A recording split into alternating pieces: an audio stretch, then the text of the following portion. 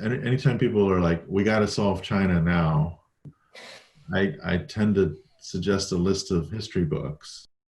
Given everything that has happened in the last year with Beijing's actions toward Hong Kong, what are you realistically hoping for? The real core of the issues here is, can there be a path where the Hong Kong government be able to be reformed in a way that Hong Kongers can again believe that they represent the best interests of Hong Kongers? And I think that has been the break that has happened over the last year that has to somehow be repaired. Both sides are watching the other to see exactly what they will do. And details matter. The detailed regulation that the NPC's committee comes up with matters a lot. A better scenario or less dire scenario, as you said, would be if the legislation draws from Hong Kong law, makes reference to the principles of freedom of speech, freedom of assembly in the basic law. We greatly underestimated the degree to which Beijing is ideologically and politically hostile to free nations.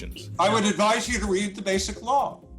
The basic and law. It is written in there that, listen, it's not my job to defend China, so I'm not going to go there. Yeah. But what I would say is read the basic law. The basic law states that this could happen, and the Chinese are behaving in a pragmatic manner. Anyway, I'm not going to defend the Chinese. Members of Congress are thinking that the best thing that they can do for Hong Kong is to really threaten the entire Hong Kong relationship. You believe China will blink?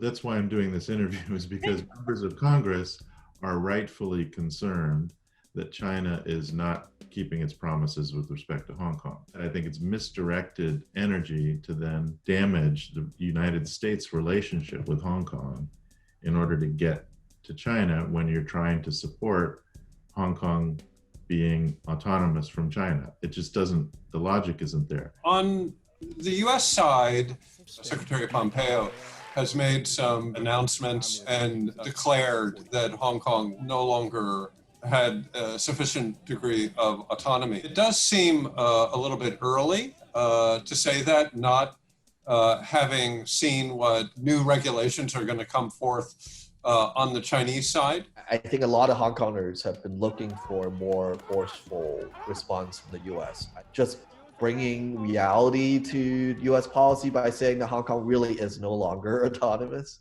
Frankly, the last decade or so, things have been going in the wrong direction.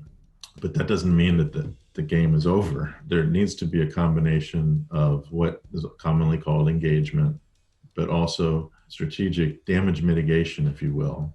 We need to be very careful about advocating for surgical use of revoking of the special status so that we are putting maximum pressure on Chinese and Hong Kong government officials, while in the short term also trying to minimize the day-to-day harm to Hong Kongers.